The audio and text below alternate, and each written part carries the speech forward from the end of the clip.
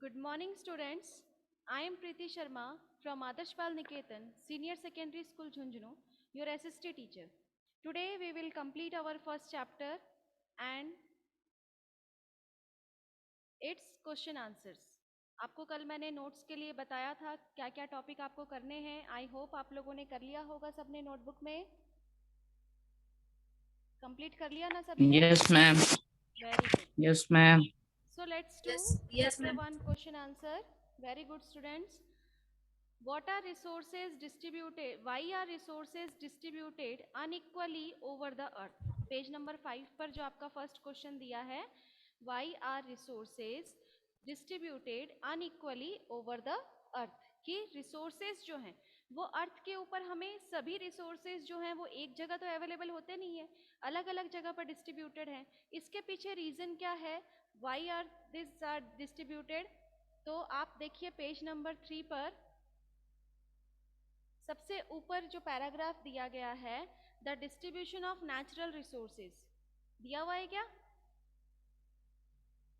मिला आप लोगों को? The distribution of natural resources depend upon number of physical factors like terrain, climate and altitude. The distribution of resources is unequal because these factors differ so much over the earth. ये आपका answer है आपके first question का.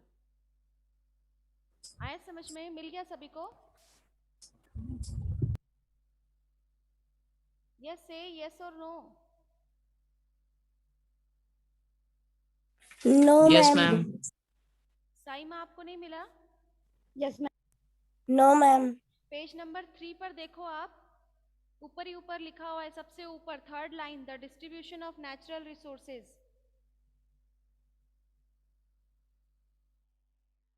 कहाँ तक है ma'am?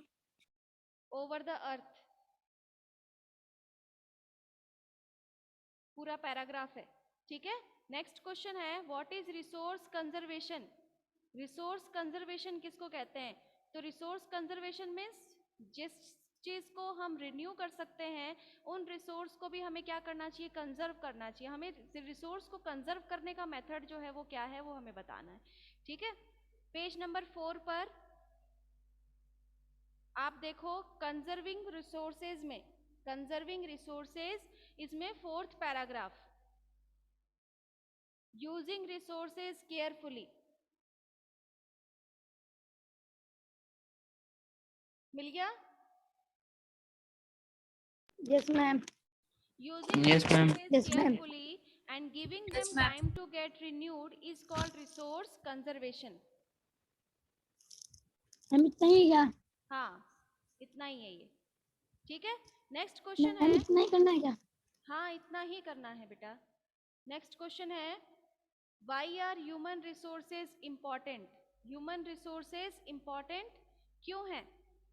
तो आप आ जाओ पेज नंबर 3 पर.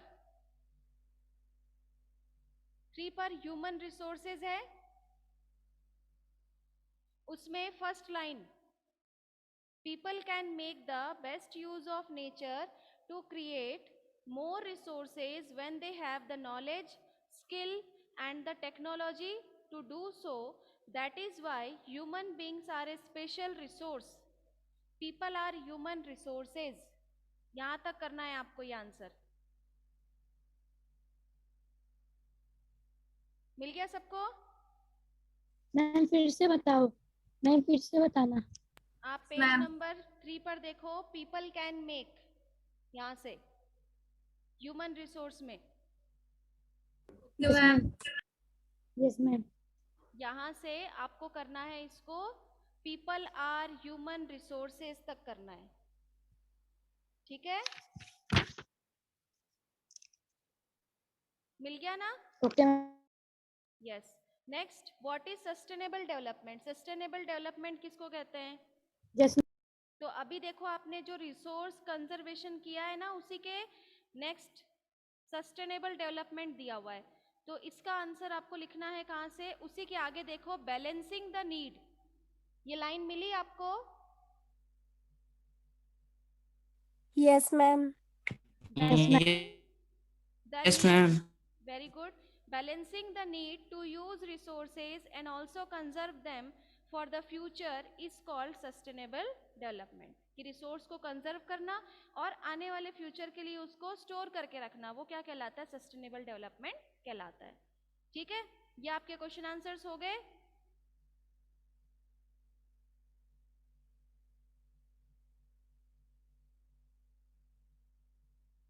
हो गया ना? अब next tick the correct. Which one of the following does not make substance a resource? Quantity. Quantity, very good. Next question है, which one of the following is a human made resource? Medicine to treat cancer. Yes, medicine to treat cancer. Next है, complete the statement. Non renewable resources are? Those which have limited stock. Non renewable resources are?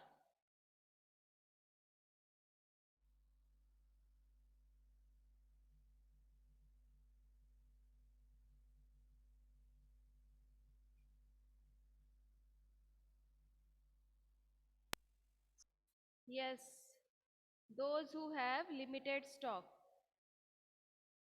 Those which have limited stock. So your first chapter is complete. Today we will start our second chapter. Land, soil, water, natural vegetation,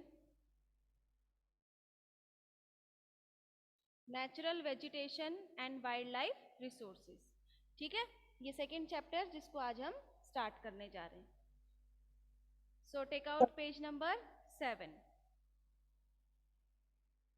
In a small village in Tanzania, Africa, Memba gets up, यानी कि Africa के एक small village, एक छोटे से गांव के अंदर, जिसका नाम था तंजानिया। तंजानिया क्या है? अफ्रीका का एक छोटा सा गांव है।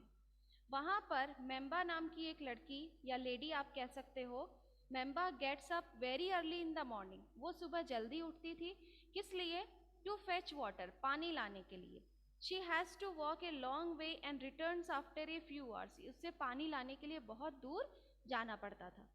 She then help her mother in the house and join her brother in taking care of their goats. यानी कि जब वो पानी लेकर वापस आती थी घर पर, तब वो क्या करती? अपनी मदर की हेल्प करती थी घर के कामों में। एंड जॉइन हर ब्रदर, अपने ब्रदर की हेल्प करती थी in taking care of their goats, जो उनके गोट्स वगैरह का ध्यान रखता था, उसके अपने भाई की हेल्प करती थी। All her family owns in a piece of rocky land around their small hut. उनकी जो पूरी फैमिली है वो कहाँ रहती थी? एक छोटे से हट में। हट मीन्स क्या होता है? झोपड़ी, है ना? छोटे से हट में रहती थी। और वो हट जो था वो कहाँ था? चारों तरफ बड़े बड़े क्या थे? Rocky Mountains. Memba father can barely grow some maize and beans on it after toiling hard, यानी कि बहुत कड़ी मेहनत करने के बाद मेम्बा के फादर जो है वो कुछ अनाज जो है वो बच्चों के लिए ला पाते थे, यानी कि खाने पीने के लिए। This is not enough to feed their family for the whole year, यानी कि वो उनकी फैमिली के लिए, जो उनके पूरे साल तक उनकी फैमिली के लिए खाने पीने के लिए काफी नहीं था। Peter lives in the heart of the sheep rearing region in New Zealand where his family runs a wool processing factory. ये तो अभी तक अपन ने पढ़ा मेम्बा के बारे में, जो अपनी लाइफ जो है वो बहुत मुश्किल से ही सस्टेन कर पा रहे थे। ठीक है, वहीं पर पीटर जो रहता था वो कहाँ रहता था? न्यूजीलैंड के एक रीजन में जहाँ पर शिप रियरिंग का काम किया जाता था। ठीक है, सो वेयर हिज फैमिली, वहां पर उसकी फैमिली रन ए वूल प्रोसेसिंग फैक्ट्री। वहां पर उसकी जो फैमिली है वो क्या काम करती थी? वूल प्रोसेसिंग फैक्ट्री, यानी कि ऊल, शिप से जो ऊल निकलता है उसका काम करते थे उस फैक्ट्री के अंदर। Every day when he returns from school, Peter watch his uncle taking care of their ship.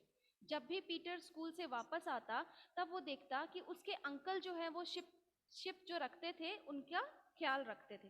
There ship yard is situated on a wide grassy plain. उनका जो शिप यार्ड है, शिप यार्ड जहाँ पर ships को रखा जाता है, वो कहाँ पर था? एक ग्रासी प्लेन, जहाँ पर बहुत हरी हरी घास हुई लगी हुई थी। With hills in the far distance, कुछ दूरी पर जाकर किसी हिल्स के पास में ग्रासी लैंड पर वहां पर शिप का यार्ड बनाया हुआ था।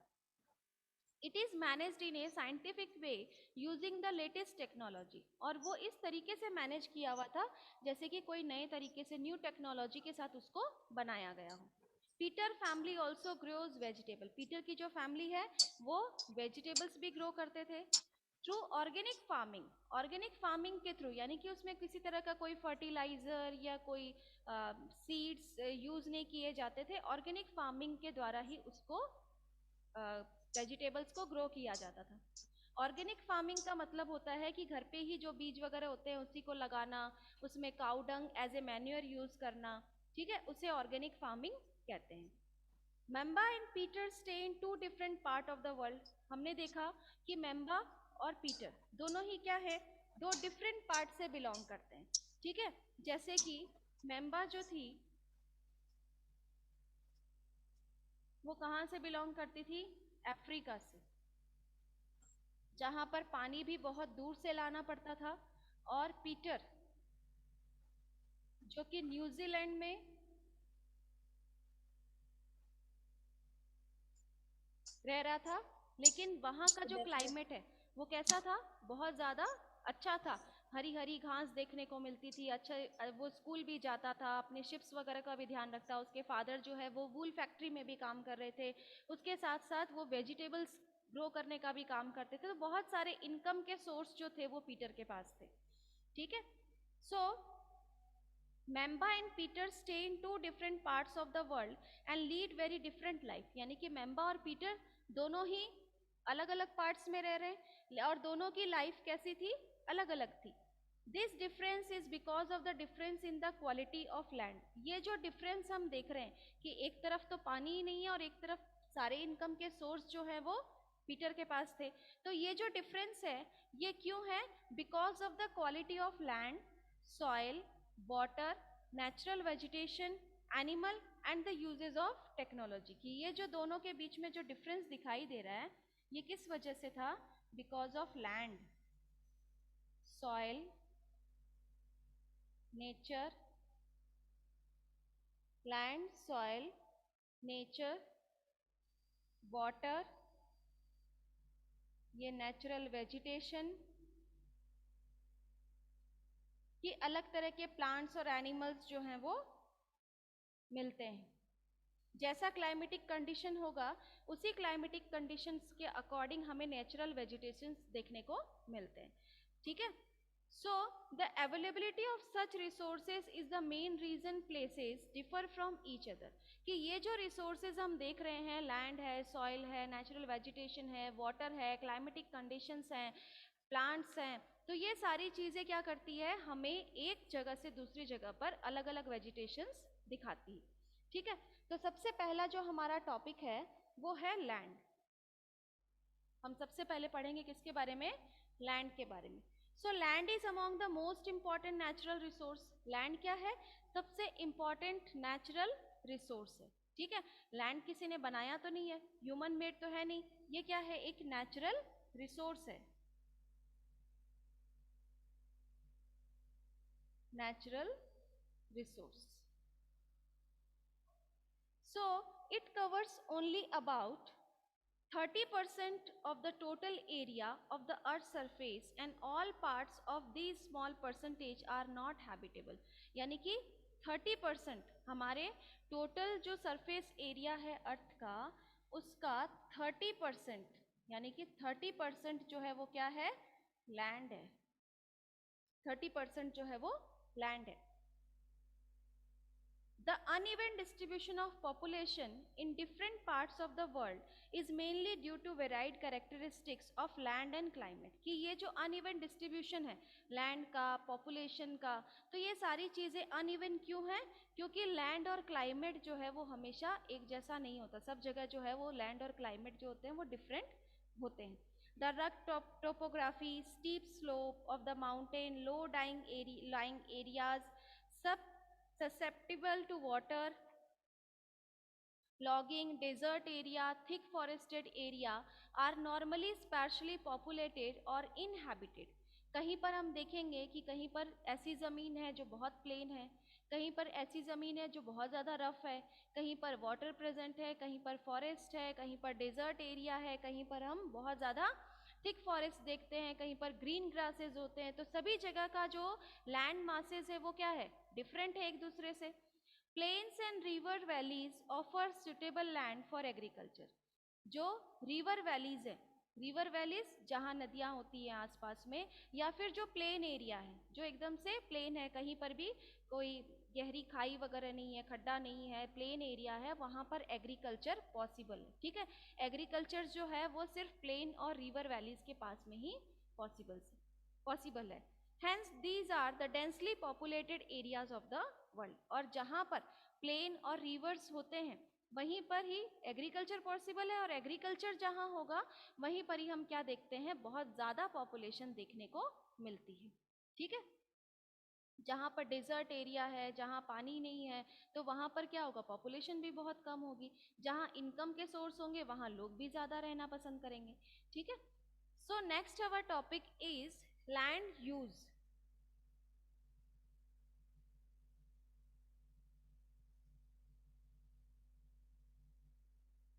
नेक्स्ट जो टॉपिक है वो कौन सा है, लैंड यूज।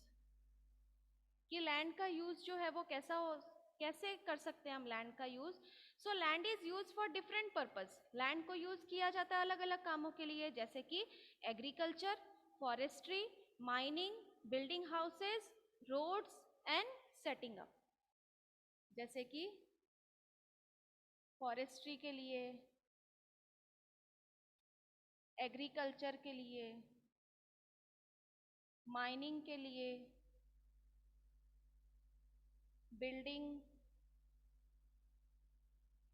रोड, और भी बहुत सारी चीज़ें आप इसमें इंक्लूड कर सकते हैं, जो कि अलग अलग काम के लिए हम रोड, जो हमारा लैंड है उसका यूज़ किया जाता है। पार्क है, स्कूल है, कॉलेजेस हैं, यूनिवर्सिटीज़ हो गई, आपके इंडस्ट्रीज़ हो गई, फैक्ट्रीज़ हो गई, ये सारी चीज़ें किस में होती है, लैंड यूज़। कि लैंड का यूज़ हम किस पर्पज़ के लिए कर रहे हैं। ठीक है, this is commonly termed as land use, यानी कि जिस काम के लिए हम लैंड का यूज़ करते हैं वो क्या कहलाता है, लैंड यूज़ कहलाता है। Can you list out of the different way in which Memba and Peter family use their land? कि मेम्बा और पीटर की जो फैमिली है, दोनों ही फैमिली अपने लैंड का यूज़ कैसे कर रहे थे। जैसे कि मेम्बा जो है वो कैसे यूज़ कर रहे थे, एक तो सेटिंग अप कि जहाँ पर वो रह रहे थे, है ना। उसके अलावा उनका कोई यूज़ नहीं था, क्रॉप्स वगैरह जो ग्रेन वगैरह है वो ग्रो करना। इसके साथ साथ पीटर जो है उसका सबसे ज़्यादा यूज़ था लैंड का, जैसे कि वो एग्रीकल्चर का काम है, शिप के लिए शिप यार्ड जो बनाया गया, उसके हाउस के लिए, गोट्स वगैरह की जो देखभाल होती है उसके लिए। तो ये सारी चीज़ें जो हैं लैंड यूज में आती है। The use of land is determined by physical factors such as. जो लैंड यूज है ये अलग अलग फैक्टर्स के ऊपर डिपेंड होते हैं, जैसे कि topography, soil, climate, minerals and availability of water. कि लैंड का यूज जो है उसके लिए मेन क्या देखा जाता है, उसकी टोपोग्राफी। टोपोग्राफी मीन्स क्या होता है कि कैसा एरिया है, प्लेन है या बहुत ज़्यादा ईंट पत्थर है या बहुत ज़्यादा गहरे खड्डे वगैरह हैं। तो इस तरीके से वो क्या कहलाता है, टोपोग्राफी कहलाती है। ठीक है, soil, climate and presence of water, कि वाटर प्रेजेंट है कि नहीं। इन सभी फैक्टर्स के बाद ही ह्यूमन बींग्स जो हैं वो लैंड का यूज करते हैं। ठीक है, मिनरल्स हैं। Human factors such as population and technology are also important determinants of land use pattern. कि लैंड का यूज जो है वो प्रॉपरली क्या कौन यूज करेगा, ह्यूमन बींग्स यूज करेंगे with the help of new technologies. ठीक है, so land can also be classified on the basis of ownership. Ownership के बेसिस पर भी लैंड को क्लासिफाइड किया गया है, जिसमें आता है आपका private land and community land.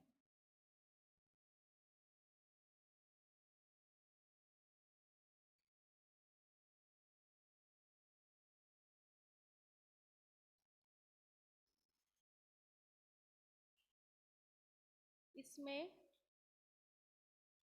On the basis of ownership land will be classified into two parts,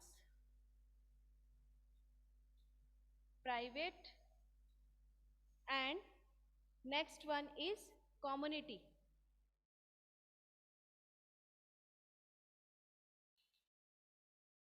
Community land, ये आपका प्राइवेट लैंड, ठीक है.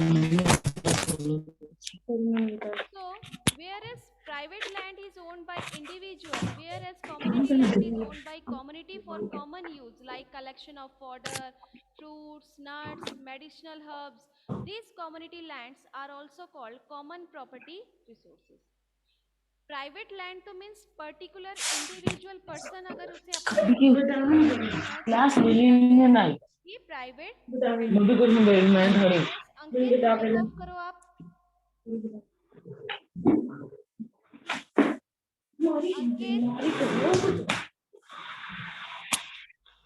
अंकित आप अपना माइक ऑफ करिए.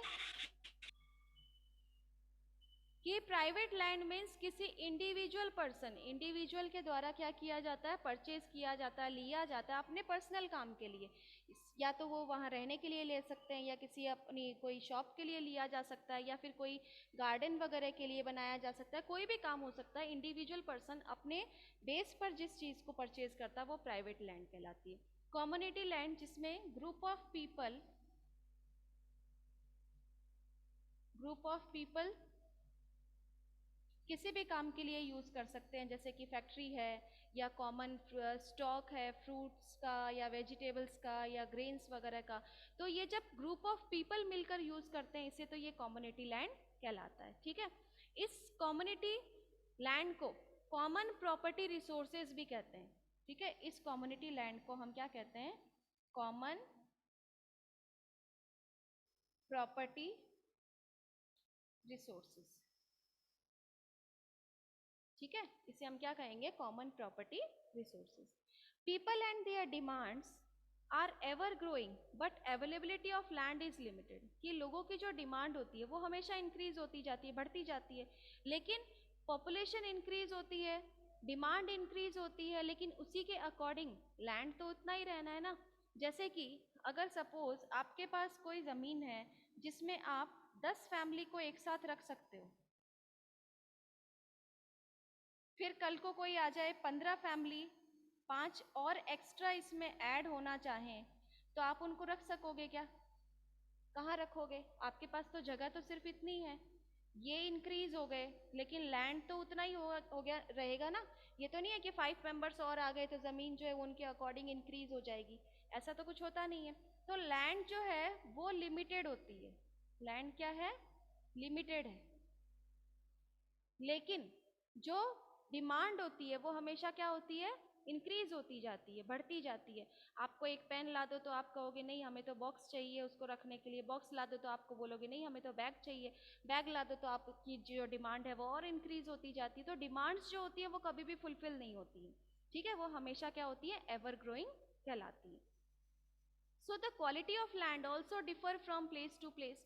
जो लैंड की जो क्वालिटी है वो प्लेस टू प्लेस भी अलग होती है. And people started encroaching the common land to build up commercial areas. और लोग क्या करते हैं, अपनी डिमांड्स को फुलफिल करने के लिए, अपनी रिक्वायरमेंट्स को फुलफिल करने के लिए क्या करते हैं, कॉमर्शियल एरियाज इंक्रीज करते हैं, housing complexes in the urban areas and to expand the agriculture land in the rural areas. Rural areas means जो गांव होता है, अर्बन एरियाज शहर का जो एरिया है. ठीक है. तो रूरल एरियाज के अंदर लोग क्या करते हैं, एग्रीकल्चर लैंड को इंक्रीज करना चाहते हैं, और अर्बन एरियाज में लोग क्या करते हैं, कॉमर्शियल चीज़ें जो है उनको इंक्रीज करते हैं, इंडस्ट्रीज लगाना, फैक्ट्रीज है, शॉप्स हैं, इन सबको ज़्यादा इंक्रीज करना चाहते हैं. लेकिन जो पॉपुलेशन है जो इंक्रीज होती है, उनको अपनी भी चीज़ों के लिए, अपने जैसे कहीं पर रहने के लिए जगह चाहिए, तो वो कैसे उनको फुलफिल किया जा सकता है. So the today vast changes in the land use pattern also reflect the cultural changes in our society. कि जो लैंड का यूज किया जा रहा है उसको देखते हुए जो हमारा जो कल्चर है, हमारी जो सोसाइटी है वो भी कैसी होती जा रही है, चेंज होती जा रही है. So land degradation, landslide, soil erosion, desertification are the major threats to the environment because of the expansion of agriculture and construction activities. कि एग्रीकल्चर लैंड को इंक्रीज करना और उसके साथ साथ जो कंस्ट्रक्शन एक्टिविटीज़ है, बिल्डिंग कंस्ट्रक्ट करना, इंडस्ट्रीज बनाना, फैक्ट्रीज बनाना, तो ये जो कंस्ट्रक्शन का जो एक्टिविटीज़ है इनको इंक्रीज करने के कारण हमारा जो एनवायरनमेंट है वो सबसे ज़्यादा इफेक्ट होता है। इससे उससे क्या क्या चीज़ें बढ़ती है, एक तो होता है लैंड्स डिग्रेडेशन, ठीक है, लैंड डिग्रेडेशन इंक्रीज होता है,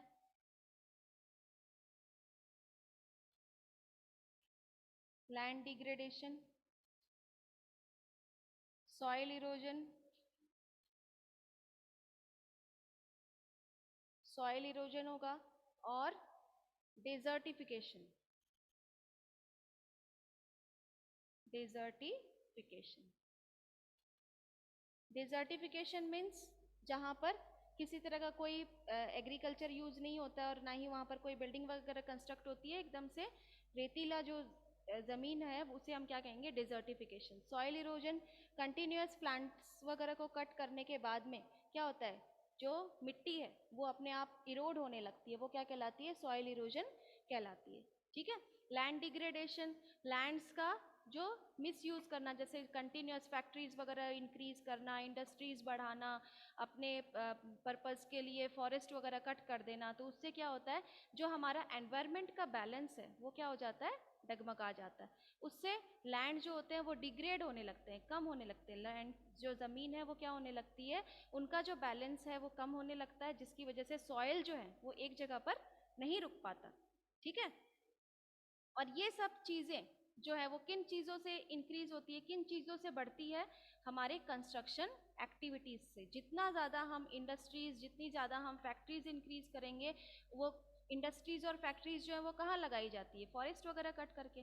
कहीं भी अर्बन एरियाज़ में हम जो देखते हैं इंडस्ट्रीज़, वो ज़्यादातर कहाँ होती है, फॉरेस्ट, एक ये तो है नहीं शहर के बीच में होती है, शहर से बाहर साइड में लगाई जाती है, जिससे क्या है, उन बाहर साइड में ज़्यादातर पेड़ों को काट कर ही लगाया जाता है, तो उससे क्या होता है, हमारा एनवायरनमेंट जो है वो बहुत ज़्यादा इफेक्ट होता है। अब हमें क्या करना चाहिए, तो कंजर्वेशन ऑफ लैंड रिसोर्स, कि उसके लिए हमें क्या करना चाहिए, कंजर्व करना चाहिए लैंड रिसोर्स जो है उसे हम कैसे कंजर्व कर सकते हैं। तो growing population and their ever growing demand has led to a large scale destruction of forest, कि जो पॉपुलेशन है वो इंक्रीज होती है और पॉपुलेशन इंक्रीज के साथ साथ उनकी जो डिमांड्स है वो इंक्रीज होगी, और डिमांड इंक्रीज के साथ साथ क्या होता है कि लार्ज स्केल डिस्ट्रक्शन किया जाता है। लार्ज स्केल डिस्ट्रक्शन मीन्स बहुत बड़े लेवल पर नुकसान जिसको हम कह सकते हैं वो किया जाता है, किसका, फॉरेस्ट का, ठीक है। And arable land and has created a fear of losing this natural resource, कि इतना ज़्यादा नुकसान होता है कि धीरे धीरे क्या होगा, ये जो नेचुरल रिसोर्सेज हैं इन सबको हम खो सकते हैं। Therefore the present rate of degradation of land must be check, कि जो लैंड है वो हमारे पास कितनी अवेलेबल है, उनका हमें क्या यूज़ करना चाहिए, उस वो सारी चीज़ें हमें क्या करनी चाहिए, चेक करनी चाहिए। अफॉरेस्टेशन, पेड़ों को नहीं काटना चाहिए, land reclamation, regulated use of chemical pesticides, fertilizer and check on overgrazing are some of the common method used to conserve land resource। यानी कि हमें क्या करना चाहिए कि केमिकल पेस्टिसाइड्स, कितनी दवाइयों का यूज़ किया जा रहा है, कितनी फर्टिलाइजर्स यूज़ किए जा रहे हैं, उससे सॉइल की फर्टिलिटी खत्म होती है, उसमें प्लांट्स हम ग्रो नहीं कर पाएंगे, तो ये सारी चीज़ें भी हमें चेक करनी चाहिए। ओवर ग्रेजिंग को ख़त्म करना चाहिए, जिससे हम लैंड को कंजर्व कर सकते हैं, ठीक है। नेक्स्ट जो हमारा टॉपिक है वो है सॉइल। नेक्स्ट जो सेकंड टॉपिक है हमारा वो है सॉइल।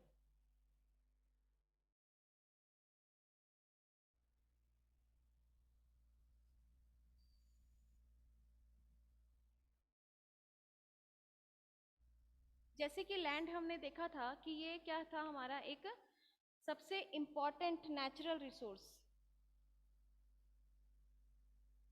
सबसे इम्पॉर्टेंट नेचुरल रिसोर्स है। उसी तरीके से जो नेक्स्ट जो हमारा लेयर है, thin layer of granny substance covering the surface of the earth is called soil.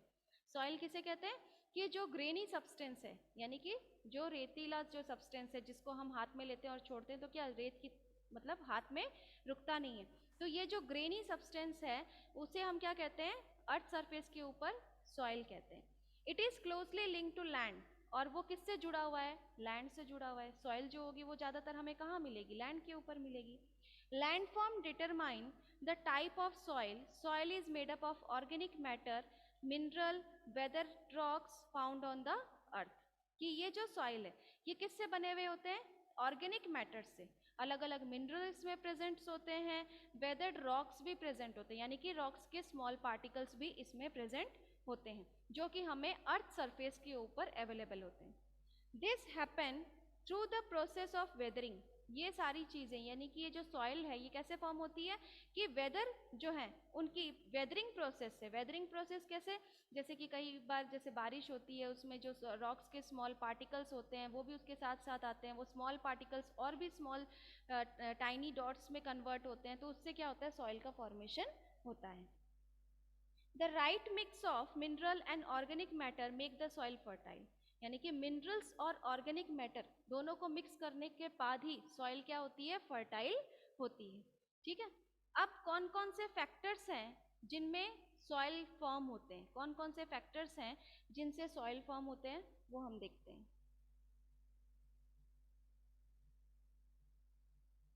जैसे कि सॉइल के जो फॉर्मेशन है उसके लिए किन किन चीज़ों की ज़रूरत होती है? सबसे पहले पेरेंट रॉक।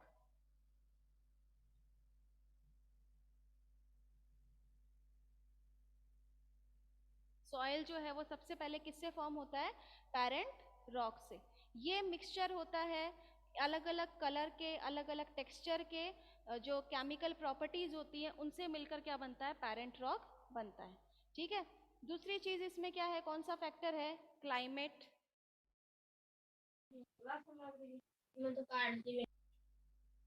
क्लाइमेट जो है वो भी सॉइल को फॉर्म करने में सबसे ज्यादा हेल्पफुल फैक्टर कहलाता है। टाइम। नेक्स्ट है फ्लोरा फोना। फ्लोरा फोना क्या होते हैं? Plants and animals and micro organisms.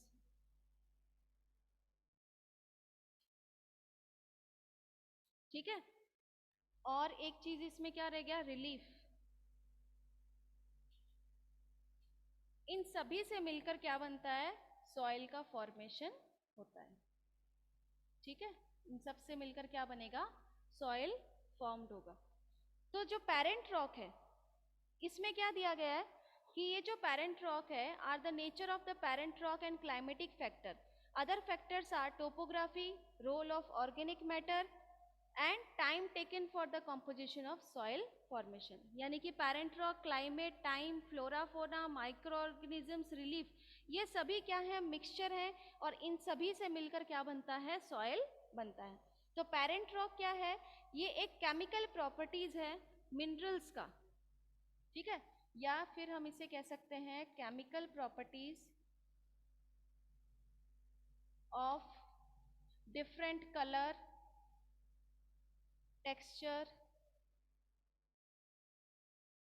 Presence of minerals. ठीक है, ये किस में आते हैं? हमारे पेरेंट रॉक में आते हैं। क्लाइमेट के अंदर हमारा आता है कि टेम्परेचर कैसा होगा? टेम्परेचर डिपेंड होता है, रेनफॉल है, rainfall, temperature and weather, humus condition, ये सारी चीजें जो है वो किस में आती है? हमारे क्लाइमेट के अंदर आती है। ठीक है, नेक्स्ट है टाइम।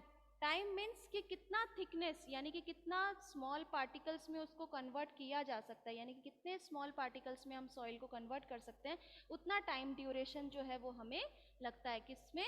सॉइल के फॉर्मेशन में। ठीक है, थिकनेस ऑफ सॉइल।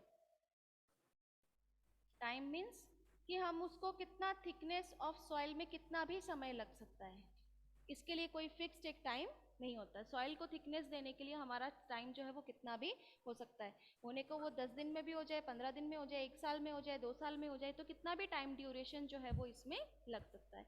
फिर है flora fauna and micro organism. So it affect the rate of humus formation, यानी कि प्लांट्स, एनिमल्स, इन सब के जो ऑर्गेनिजम्स है यानी कि स्मॉल पार्टिकल्स हैं, ये सब भी मिक्स होते हैं किसमें?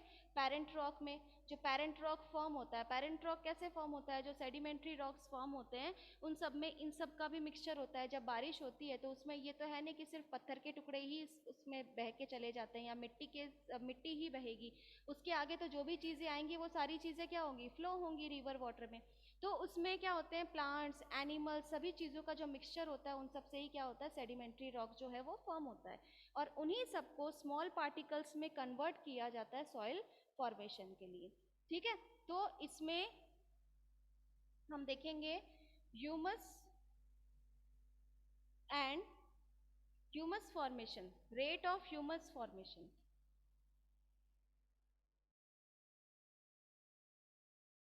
ठीक है, और रिलीफ के अंदर क्या क्या चीजें आती हैं कि किस तरीके से, क्या एल्टीट्यूड है और या फिर slope.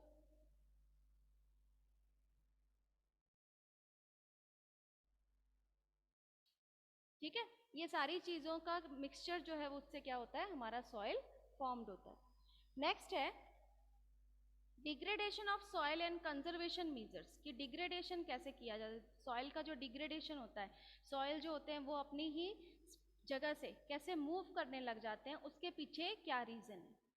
So soil erosion and depletion are the major threat to soil as a resource, कि सॉइल इरोजन और डिप्लीशन, सॉइल का इरोजन होना, पेड़ों को जैसे ही काट दिया जाता है तो वहाँ क्या होता है, बारिश होने के बाद में वो मिट्टी वहाँ रुकती नहीं है, क्या होती है, बारिश के साथ वो बहुत ज़्यादा फ्लो करने लगती है, और खुद फ्लो करती है तो आसपास की जितनी भी चीज़ें उन सबको लेकर फ्लो करती है, तो उसे ही हम क्या कहते हैं, सॉइल इरोजन कहते हैं। ठीक है, so both human and natural factor can lead to degradation of soil, और इससे ह्यूमन और नेचुरल दोनों ही चीज़ें, दोनों ही फैक्टर जो रीजनेबल होते हैं किसके लिए, सॉइल इरोजन के लिए।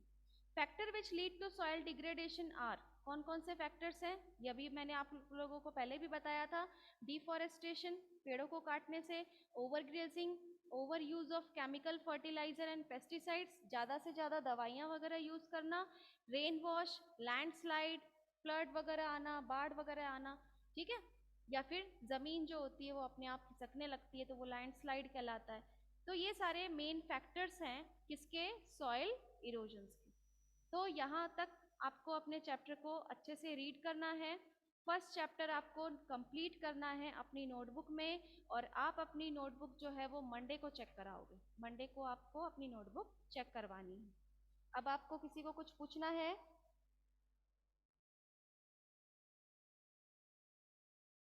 वैभवी, वैष्णवी, अंकित, भूमिका, कोई डाउट है बेटा आप लोगों को? No ma'am.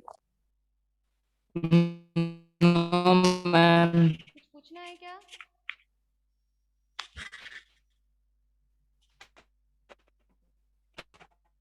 No ma'am. No.